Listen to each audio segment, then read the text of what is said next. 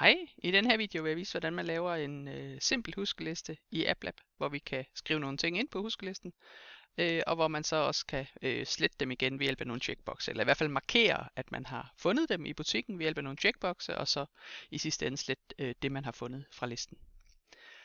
Så lad os prøve at se på det. Så jeg starter med at lave mit design, og der har jeg fundet sådan et billede, som jeg gerne vil have som baggrund. Så jeg sætter lige et billede ind her. Og det er så den her bloknote.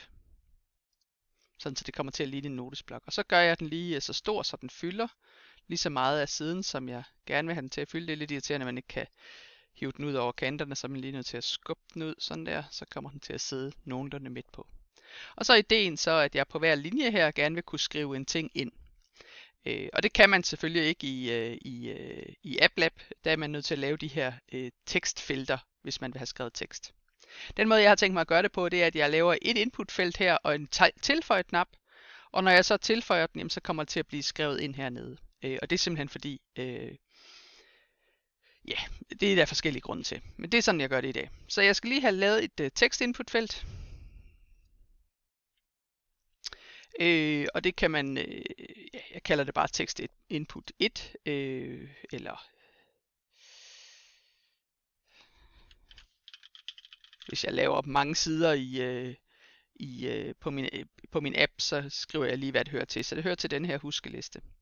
Og så hvis jeg gerne vil skrive, hvad man skal her, altså lave sådan en eller anden pladsholdertekst, så kan jeg jo gøre det her.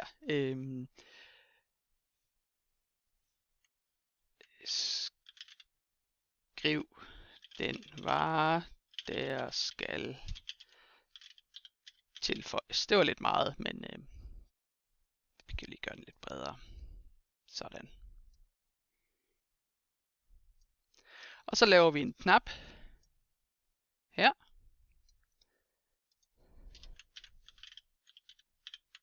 Hvor vi tilføjer, når vi trykker på den, så tilføjer vi det, der står inde i det her felt til huskelisten. Så den kalder vi for tilføj. Ja, og så kan man jo altid lege med placering og farver og sådan noget ud fra de kendte designprincipper. Så vil jeg gerne her, når jeg skriver noget her, så vil jeg gerne have det skrevet hernede. Så der skal jeg have nogle text areas. Og de text areas, de skal simpelthen svare til de linjer, jeg har her, så teksten kommer til at stå på linjerne. Sådan der. Og der kan jeg jo sørge for, at baggrundsfarven er den samme som farven af denne her blok. Altså det her baggrundsbillede, jeg har fundet.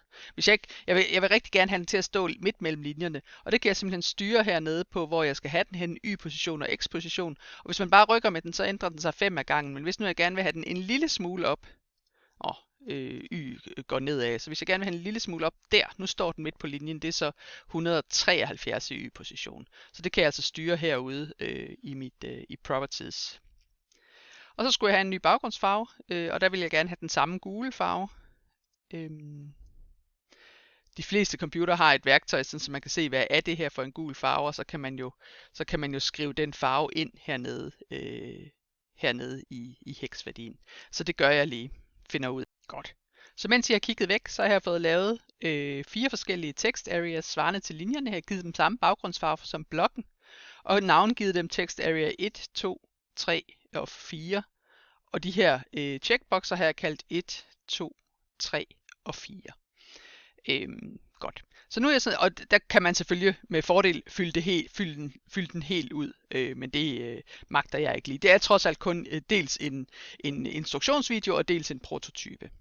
Så det jeg gerne vil have der til at ske nu, den kode jeg gerne vil have til at ske, det er når jeg skriver noget i det her felt og trykker tilføj på knappen, så kommer det til at stå i det første ledige felt her på min liste. Så jeg skal altså på en eller anden måde have lavet, altså den måde jeg tror det er smartest at gøre på, eller den måde jeg har erfaring for det smartest at gøre på, det er at lave en liste som simpelthen indeholder en liste inde i AppLab, som simpelthen indeholder alle de ting der står, som jeg gerne vil have til at stå på min huskeliste.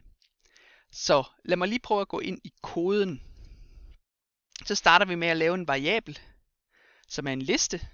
Det er sådan en her, med nogle ord på. Og den kan vi jo kalde for huskeliste.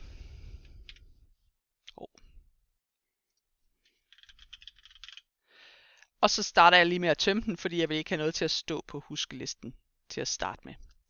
Det jeg så gerne vil gøre, det er, når man trykker på den her knap, så skal jeg dels tilføje det ord, der står i det her felt til huskelisten, og dels have opdateret felterne hernede, altså have skrevet de ting, der står i huskelisten, altså de tekststrenge, som min variabel indeholder, have skrevet dem i felterne hernede.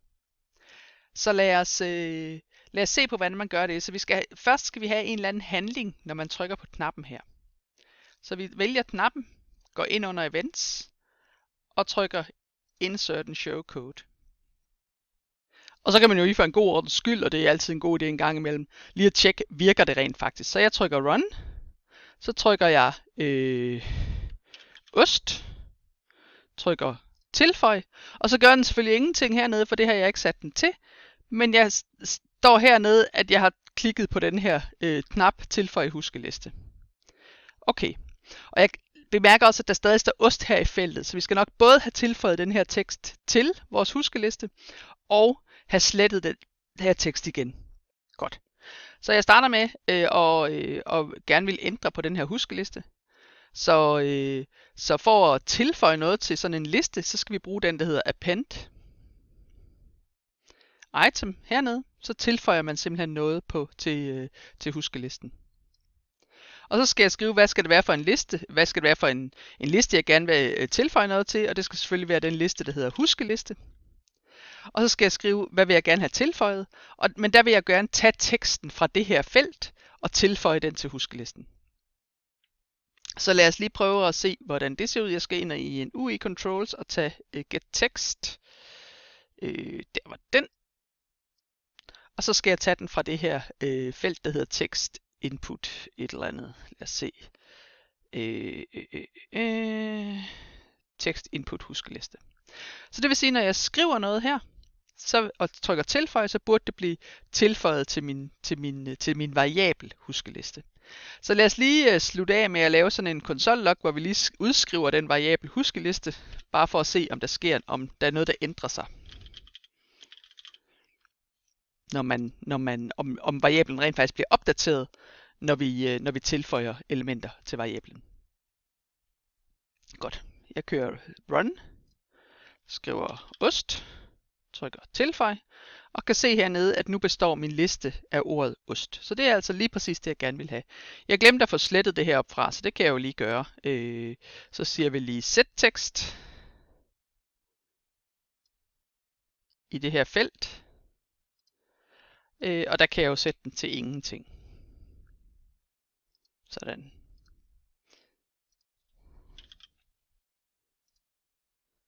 Og så er der nu ingenting, og så står der så den der standardteksten havde. Og vi ser, at vi fik tilføjet ost til listen.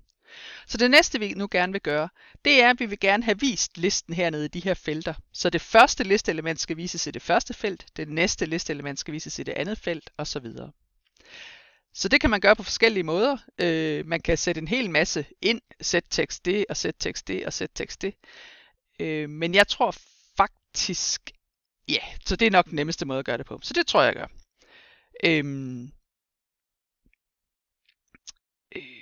Så vi tager lige et antal sæt tekstfelter. Nu har jeg kun 4, men hvis man har 100 ting på listen, så kan det måske godt blive en lille smule langt. Men jeg siger et sæt text area 1, og den skal så sættes til det første element i huskelisten. Så det første element i huskelisten, det hedder element nummer 0, fordi sådan er lister i alle andre programmeringssprog end Scratch.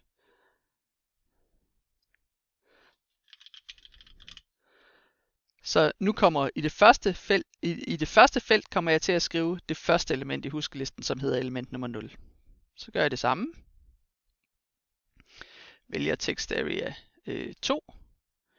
Tager den her ned igen. Hvor havde vi den henne? Der. Det var så fra vores variabel huskeliste. Og så skal det så være nummer 1 her, altså det første element, sådan så man får sat nogle forskellige. Det kan man jo sådan set godt sidde og gøre mange gange og kopiere det og det hele. Men når man har en masse ens kode, så er det smart, synes jeg, at lige gå over i den her show tekst. Og så kan vi simpelthen kopiere det herovre fra. Så hvis jeg tager de her 2 linjer og kopierer dem nedenunder, og går tilbage til blokkene, så bliver de så oversat til blokke, og så det eneste jeg skal gøre, det er at ændre, hvad er det for nogle text areas, 3 og 4, og hvad er det så for nogle tilsvarende tal i huskelisten. Sådan. Så lad os prøve at se, om det virker.